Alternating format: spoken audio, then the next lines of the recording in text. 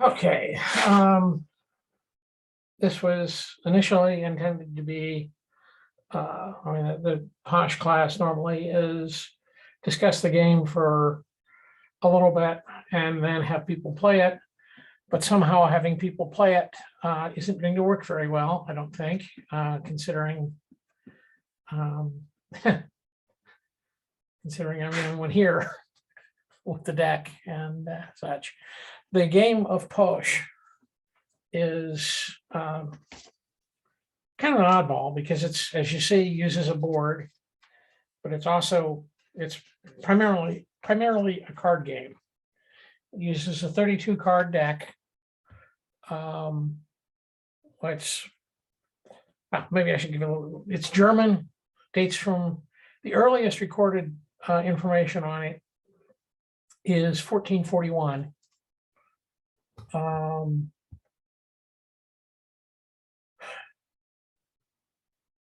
the life of me, I can't think of where in Germany it was. The only region in Germany I can think of right now is Bavaria, and it's not from Bavaria.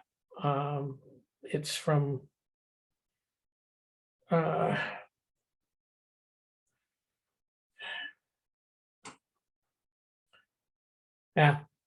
Germany. Uses a 32 card deck. It's 7s, 8s, 9s, 10s, and then the 3 face cards. It's a game for 3 to 6 players.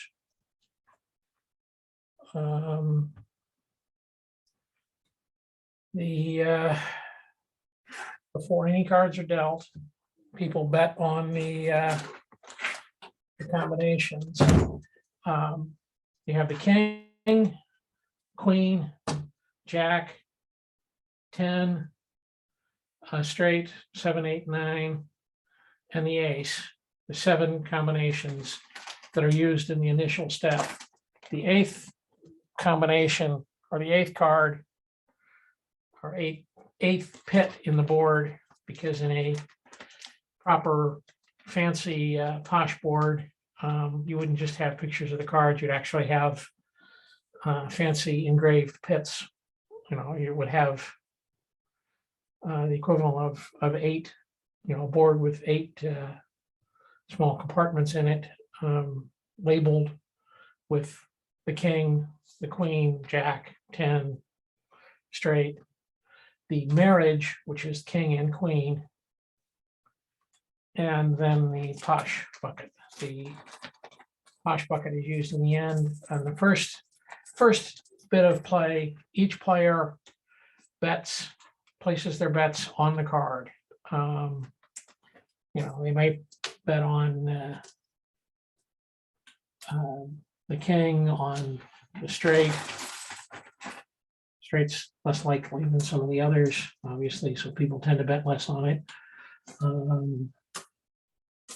And what the bet is for, in the first part of the game, after the bets are placed,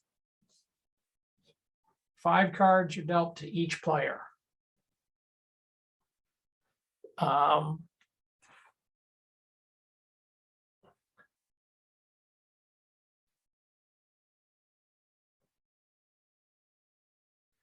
After everybody's got 5 cards,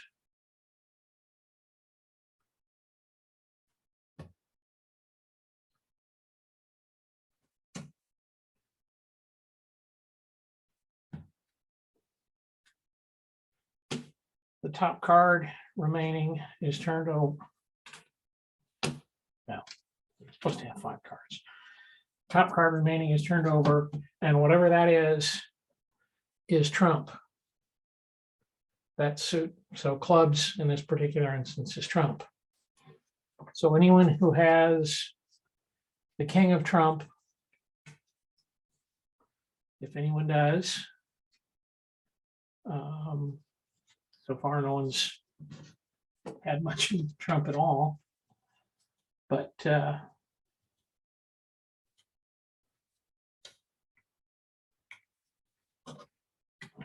don't know if you can see the cards. Yeah, there's the King of Trump.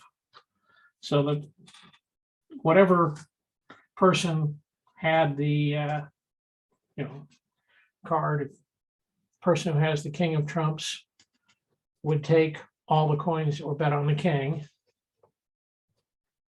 There was a 10 of Trumps dealt out, so those go to the person who had the 10. And neither of the other players matched any of the combinations. So basically, when the hand is dealt, if you have the trump card for the corresponding, if you have the King of Trump, then you get the king. If you have the Queen of Trump, you get the queen. If you have the Rook of Trump, you get whatever's bet on the rook, down through the 7 combinations. The marriage here is you have to have the king and queen of Trump. So if you have the king and queen of Trump, you would get everything bet on the top row. You get the king, the queen, and the marriage. You'd have to have the 7, 8, 9 to collect the straight. After you've collected the bets, you go on to the second point. The second part of the game, all the bets that are still all standing are put into the pot or into the Poch. Any bets that were unclaimed.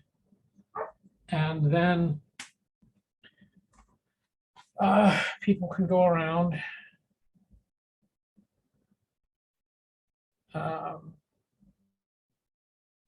and bet. Obviously, since you wouldn't in the first round, you wouldn't have normally shown the hands, you wouldn't know what your opponent has. You bet as to who has the best hand.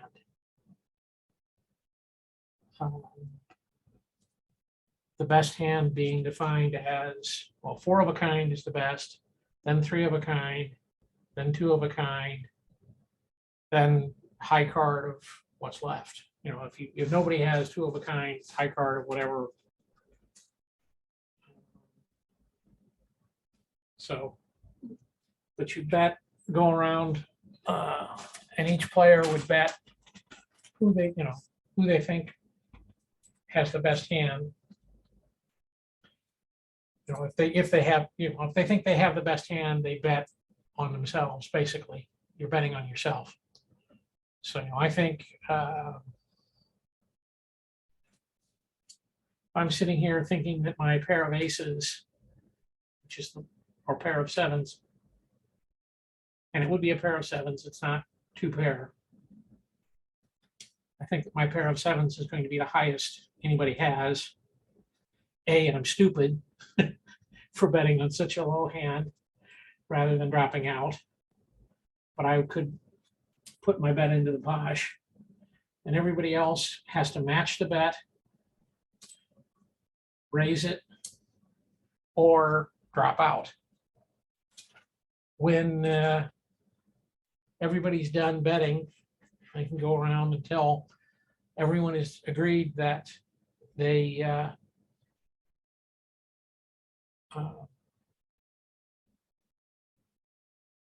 have bet what they're going to bet, and everyone has either dropped out or matched in the pot.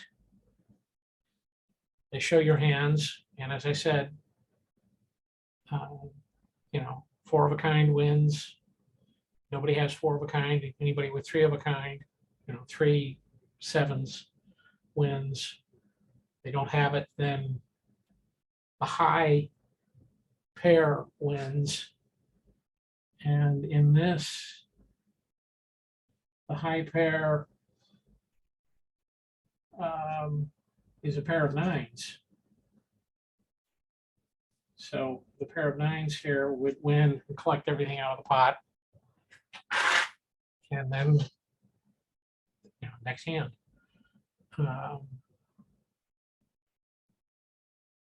It's a relatively simple game. Quite a bit can be bet on it sometimes. If two people have good hands, two people have, I've seen a hand where two people had, one had 4 of a kind of kings, and one had 4 of a kind of jacks. And they were convinced that they were both going to, they both had the high hand, and they bet outrageously high amounts.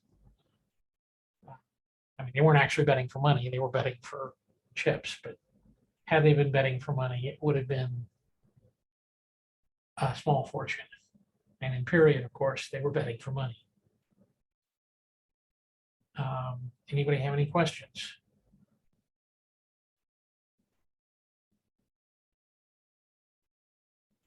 Can people hear me?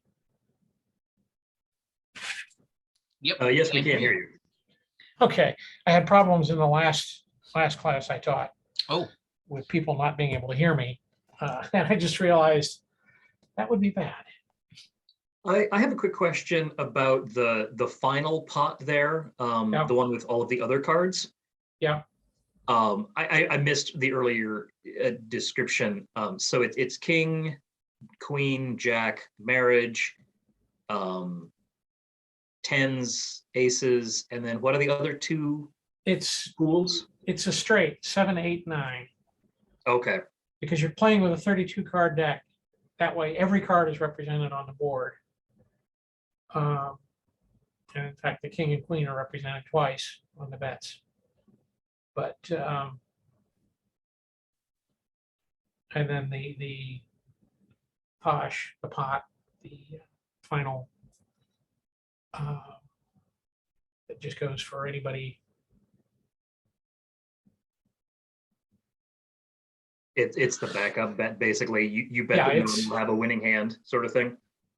It's once you've bet what's on the board, then you go around, and of course, if you pay attention,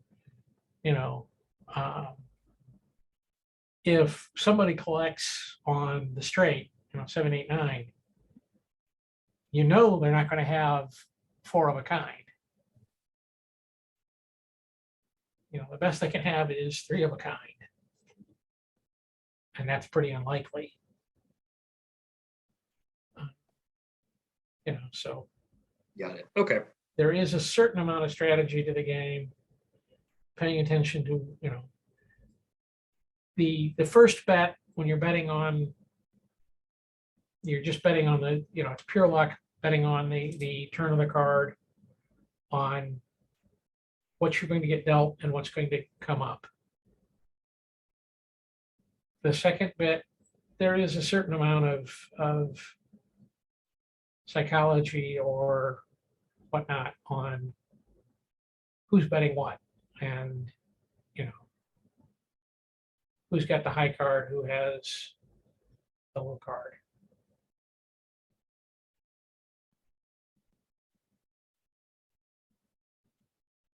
Normally, I'd like to let people play this for a few minutes, but that doesn't really work. So it actually is a relatively fun game. And again, normally playing it, everybody walks away with the board. But you'll be able to download this. Be able to download the board here, handout that has a quick summation of the rules, which is what the typing there is. Doesn't have the history, but it does have the rules. It's a remarkably simple game. Not the simplest game. Yeah. You indicated earlier that there was that the board was like with pits, and there were like wells into which the coins would go. Are there any extant pieces of those boards? Oh, yes. There are a few. There's a really beautiful one in I can't think, the National Museum in Berlin. I can't think of the name of it. but they have a very nice, intricately carved and decorated board for Poch that reputedly was the property of one of the Holy Roman Emperors.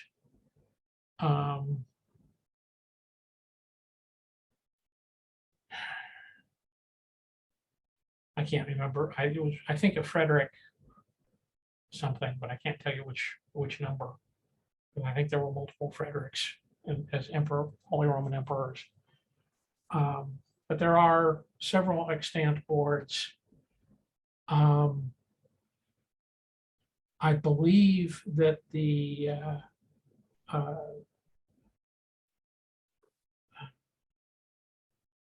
museum, I can't think of the name of it. There's a large museum in Toronto that I'm blanking on the name of. I believe that they have a Poch board that dates to roughly 1500. That is, again, intricately carved. I believe that the Toronto Museum board has at some point had the precious stones, or what are presumably were precious stones, decorating it, pried out of it. But the rest of the the board is there. So far as I know, that board in Toronto is not currently on exhibit, but it's been 25 years or more since I was there, so they may have rotated it out onto exhibit. There was a individual in Efferwick, the SCA group there, who was associated with the museum. I can't remember how at this point because it's been a quarter century or more, who managed to get me in to actually see and measure the piece. The board is about 14.5 inches square.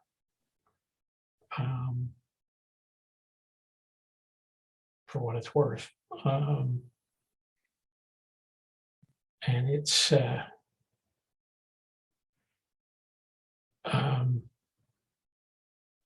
laid out similar to this, in that it's got the pits. Well, they're about, pits is maybe not there. It's the board carved down about 1/2 inch, approximately 1/2 inch deep, for each of the combinations. And in the base of the pit is carved the card, and it was at one point painted, but the paint is actually, it was at one point paint and gilded, but the paint and precious metal on the carvings have disappeared over the ages. And in the center, it had a rather elaborate heraldic arms for presumably the owner, which at this point, I don't remember who the owner was. I had heard of them at the time, but I don't know who they are now. Can't remember them. It's been, and I unfortunately I was looking, trying to find the photographs I had of it, and have not been able to find them. Haven't been able to find them since I moved to Columbus from Dayton, which was 7 years ago. So I'm sure that they're somewhere in this house, but I don't know where. Is there any other questions? I have another one, but I don't want to monopolize all of your time. Well, go ahead. We've got plenty of time. I was curious, just because of the similarity to some of the different items and some of the different pots. Is this any way, shape, or form contemporaneous or related to Gluckhaus, which is a dice game? Well, they're both I mean, they're both German. German, but that's as much as I got.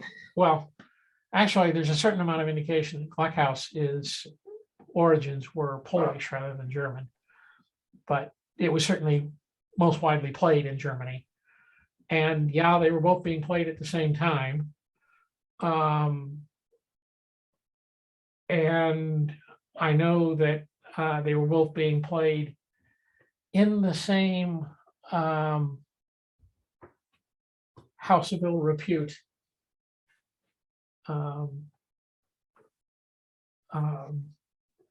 they were being played at contemporary times, but there's other than they're both being German from this roughly the same era, I'm not not aware of any connection between them,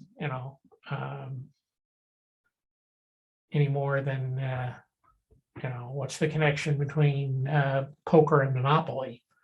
Right. They're both played at the same time, and sometimes in the same place, but I'm not aware of any connection. I'm not saying that there isn't a connection. I'm just saying that if there is, I'm not aware of it, and I've never heard of any. Rose Marion in the chat indicated that is the museum you were speaking of the Royal Ontario Museum? Yes. Okay. We have new targets for web searches. Yeah, well, again, as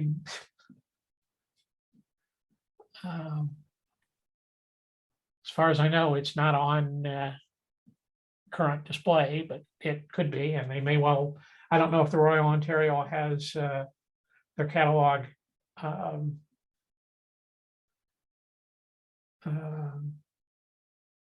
online, for the items that are in storage or not.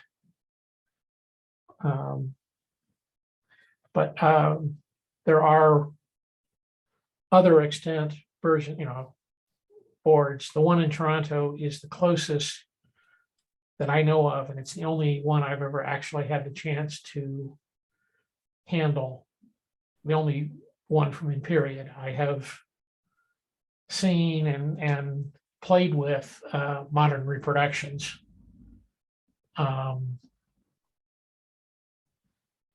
For a short while, there was a gaming company in Germany, and I, for the life of me, cannot remember the name, but I want to say in the 90s, for a few years before the company went out of business, they were offering a Poch board and game, a modern, it was being sold as a historic game, much the way as you can go on eBay today and find Shadowrun sets or a bunch of historic games. They were commercially selling a Poch board in Germany in the 1980s or 90s. I can't remember exactly. It was expensive. It was very pretty. At one point, the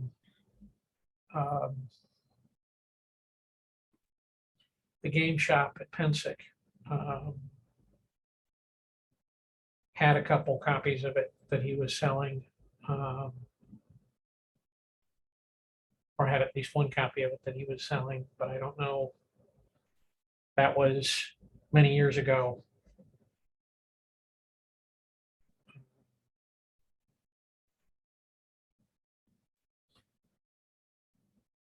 If you don't have a board and you just want to play the game for the sake of playing out the game, if you have a second deck, you can just pull out the cards and lay the cards down. use those as your deck. You don't actually have to have a board. But you would need a second deck because you can't obviously use the deck you're playing with.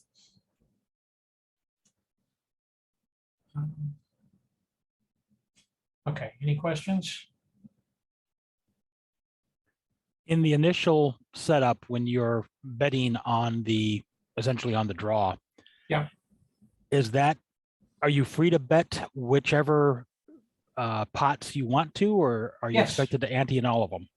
You can bet any pot you want. If you don't want to bet on the straight, because frankly, the odds of winning the straight are relatively low because it's 3 cards you have to get, or the marriage, there's 2 cards you have to get. You're more likely to get one of the 5 that's just a single card than you are to get ones that have a combination. So you can bet however you want. Obviously, if nobody bets, there's no game, but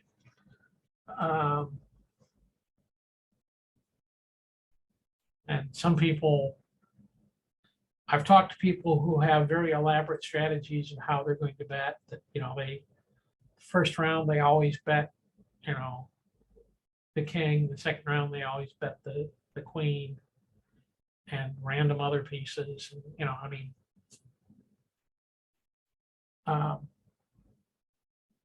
It's however you feel like betting.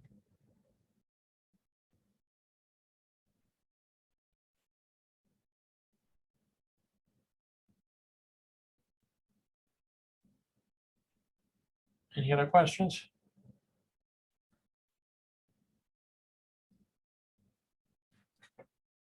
Okay. Well, contemporary, or actually slightly earlier than this, the earliest reference to Poch, as I said, was 1441. The earliest board game that we actually have written rules for, or excuse me, the earliest card game we have written rules for, contemporary to when we know the game was played, is Carnival, which is also a German game.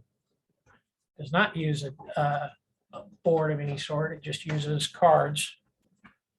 It uses a standard 52 card deck. Nothing particularly funky about it. And it's oddity about it is the first reference we have to it's 1426, and the reference we have to it and the rules are included in a law that specifically allows the game to be played in public. Most often, card games and gambling games are mentioned in laws prohibiting their being played. Carnival is one of the few that states specifically that they are allowed to play it. And it is a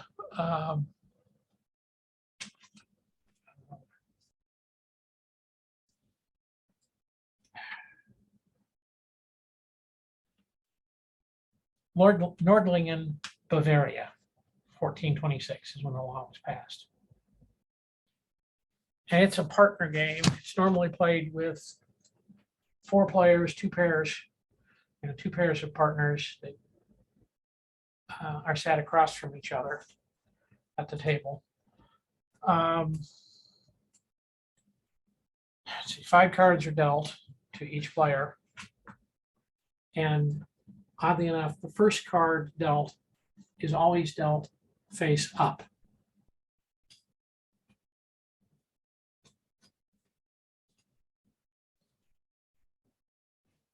And then the remaining 4 cards are dealt face down.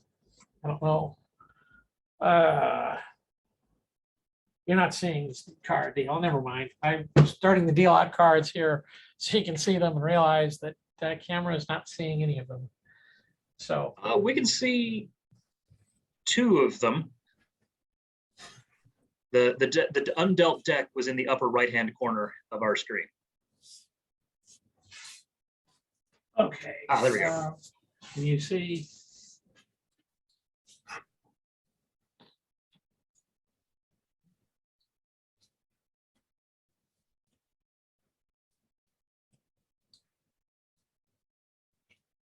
And the high card amongst the cards dealt out is the whatever suit that is trump. And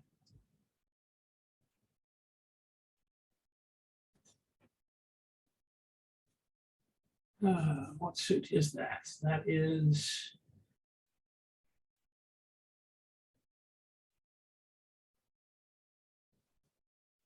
not actually sure what suit that is supposed to be. Looks sort of like a hamburger. Isn't that ink pads? Yeah, probably. That would make sense. They had some odd suits. The French suited decks are pretty rare until actually they didn't. The standard hearts, clubs, diamonds, spades that everyone knows today didn't reach predominance worldwide as suits until World War II. And because the US military printed, the US and the British military as well, but the US did more than the British, printed literally billions of cards to give to the troops around the world. Those four suits became very prevalent around the world. And ever since the war, a majority of cards have been those suits. Okay, the cards. I messed up. I'm sorry. I dealt this with the wrong deck. It's supposed to be a 48 card deck, not a 52 card deck. There are no aces in the deck. Non-trump suits rank king high to 2 low. And I picked up the wrong deck here. Yeah, doesn't matter. Just ignore any aces.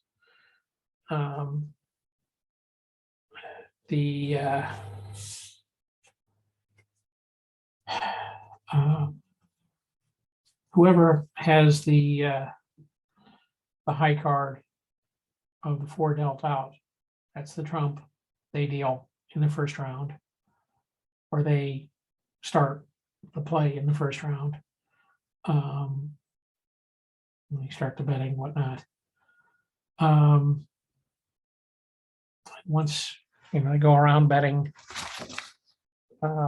gee, can you imagine a card game that they bet on?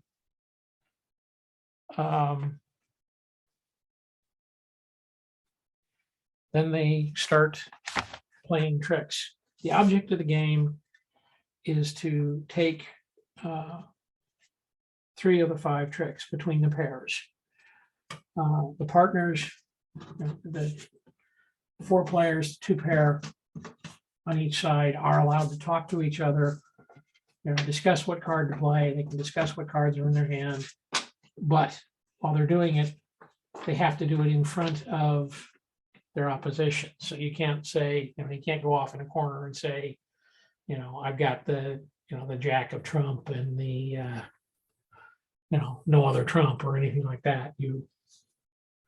Anything you discuss is going to be known to your opponents as well as your partner.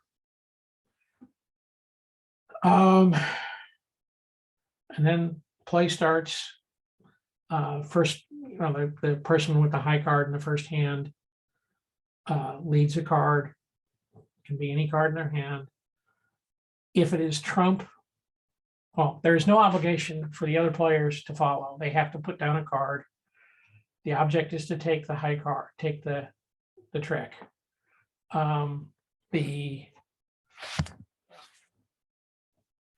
trump card. The trump suit's got an unusual layout. The jack of trump always wins, no matter what it's played against. The jack of trump wins. The 7 of trump, if it is the first card played, wins against anything except the jack of trumps. If the 7 of trump is played but wasn't the lead card, then it's just a 7. The 6 of trump beats everything except the jack and the lead 7. The 2 of trump beats everything except the jack, lead 7 and 6. The 3 of trump beats everything except the previously mentioned trump and the king in the suit led. So if you throw if there's, if clubs are the lead suit and somebody throws, leads or plays a king of whatever, of the, what did I say, spades, then you're not going to beat them with a 3 of trump. The 4 of trump beats everything except the previously mentioned trumps and the king or queen of the suit led. So if you play a 4 of trump, you lose to the king or queen of the suit led. The 5 of trump beats everything except the previously mentioned trumps, and any the king, queen, or jack, the face card for the trump. The rest of the trumps, maybe like the 8 of trump, 10 of trump, whatever, beats anything that's a 9 of trump beats any 9 or below, but if somebody plays a 10, jack, queen, king, a non-trump, the 9 of trump does not beat it. They only beat their own level and below. If nobody plays a trump card, the high card of the suit led wins. You don't have to deal. You don't have to play. You don't have to follow suit if you don't want to. And there is normally an opportunity to bet between each hand, or each, if you've died, you've got 5 hands, you got 5 cards. After you've dealt the first set of cards, you got a pot in the center. You can, before the second trick is played, you can bet, and people either can or don't have to follow. If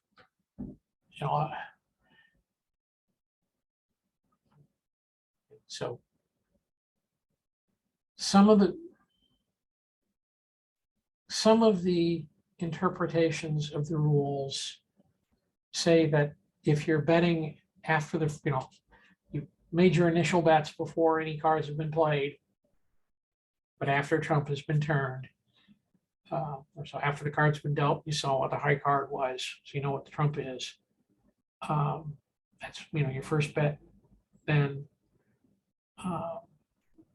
but if somebody doesn't want to follow suit, follow Trump, or doesn't want to follow, a bet on the second or subsequent rounds, they don't have to, their partner, since it is a partner game, can match the bet for both of them, so that if player A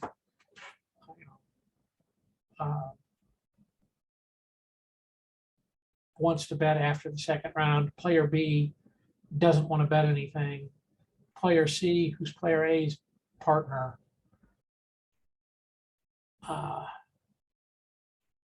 doesn't have to match the bet because it's his partner who bet and they're playing as partners. Player D, who's partnered with B didn't want to bet. D can match the bet if he wants. He doesn't have to. If neither B or player B or D match the bet that player A or player C offered, then that bet is null. And if you bet 5, you don't add the coins to the pot until it's been accepted. Either side player can accept it, but they are not required to accept it after that. When the initial round, when you're first starting, yes, bets have to be accepted by the team, but they don't have to be accepted until the end. Intermediate bets are not required to be matched. Is that clear?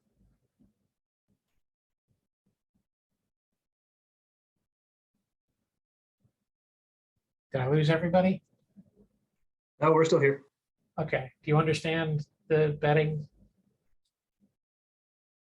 More or less. It's better if we can play this. That's why I Right, definitely.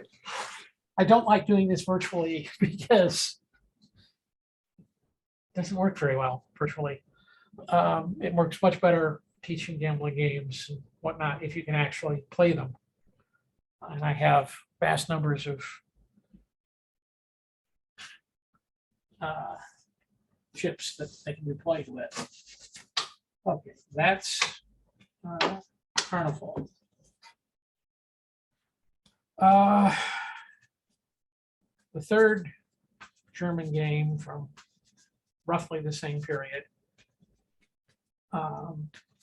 is Landsknecht, which is actually one of the simplest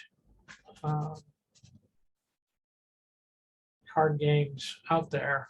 The dealer basically offers a bet, and if somebody is willing to match, take the bet, they, one or more players can accept the bet once they decide on what the bet is going to be, and the bet can be very nearly anything. I mean, the bet is not necessarily money. The game was very popular amongst the Landsknecht, the troops, and there is a documented instance of the bet being which person had to go out and water the horses. So it was a chore that was bet on. There's also a documented instance of two Landsknecht captains betting on which position in the field of battle their unit would hold, which one would be, in, I don't know, it was the center or the right or wherever, but would be on the position of honor on the battlefield. The two commanders played cards over it to determine which unit got the win. But Landsknecht is a remarkably simple game. Once the bet is accepted, the player deals, or the dealer deals out 2 cards. If they're both of the same suit, which they're not, then the dealer wins. If their two cards are not in the same suit here, then deals cards. If the first card matches one of the suits, the dealer wins. Deals again. If the second card matches one of the suits, one of the first two cards, the second card, the opponent wins, the dealer loses. Third card, the dealer wins. Fourth card, the dealer loses. Keep dealing until they match suits with one of the, and there, I think that was, let me make certain. Yeah, that was the dealer one. Because it was an odd numbered card. Very simple game. The dealer wins, he keeps the cards and collects the bet from whoever else, can offer another bet. If the dealer loses, he pays off the bet and the cards go to whoever won. Since there can be multiple players playing against him, there can be 10 people who bet against the dealer.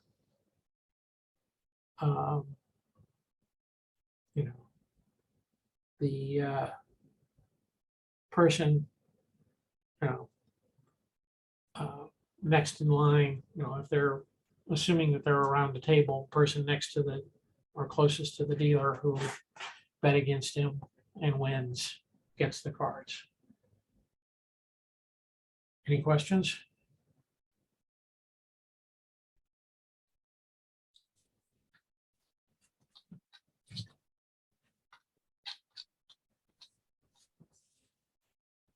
I think I've played this before.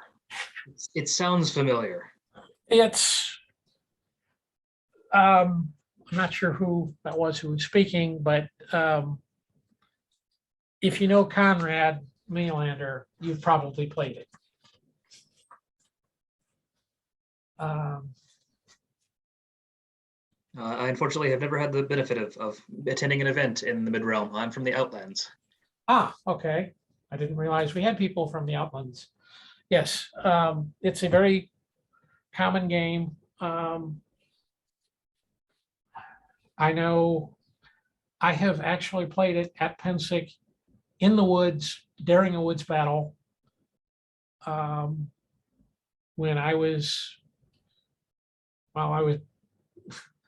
stuck being banner guard, so we were waiting for somebody to find us. So we were sitting around and had nothing to do. So I had a Lance Connect deck, and it's a quick game. Pulled it out, and we were playing in the woods during the battle. Why not? For who had the unenviable duty of going out and finding trouble. Well, we were ordered to just stay there and wait for trouble to find us.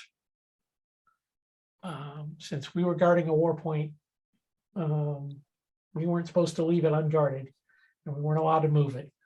So,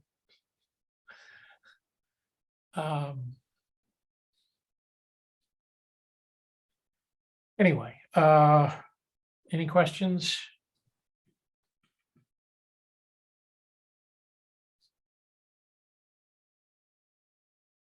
Okay, the handouts for this are not yet up online. They will be. I had some technical issues this morning, so I'd hoped to have all the handouts posted before the classes, but I had some significant technical issues this morning, and then I discovered that my audio was not working.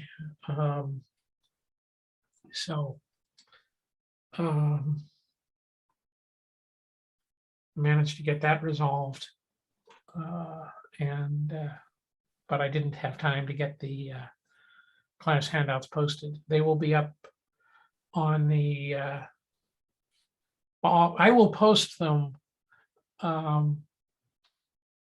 later this afternoon. I'm not certain if they will be available tonight or today or tomorrow or when the run staff will get around to, I don't know what they need to do to get them. I know that they're going to be posting them. They will be available. They will have the rules and the history and such. And I hope at some point to get a chance to play people. I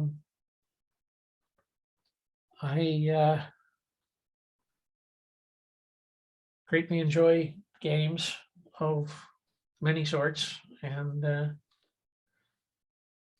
I miss it. I haven't had a chance to play in far too long. I haven't quite figured out how to play most of these games virtually. I know a few of the board games have online versions of them, but not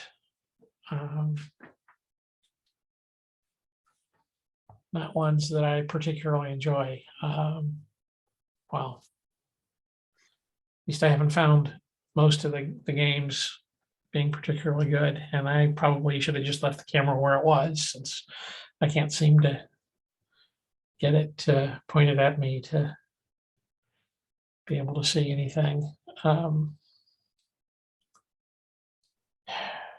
If there's no questions, and it's about time for this class to end anyway, go and enjoy your next class. And at any time, if anybody does have any questions, feel free to email me. I'm on Facebook, I'm on email, and I will try and respond to any questions, particularly if you know any information or anything that contradicts or confirms what I've got that I'm not aware of. I would love to hear it. I'm always on the lookout for additional information on games.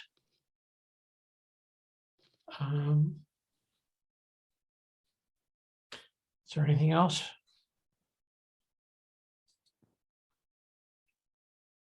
Thank you very much. Hey, we're good. Thank you so much for teaching. I really appreciate it. Okay. Sorry that the arrangements aren't the greatest, but hopefully we will get a chance to meet in person and play at some point in the future.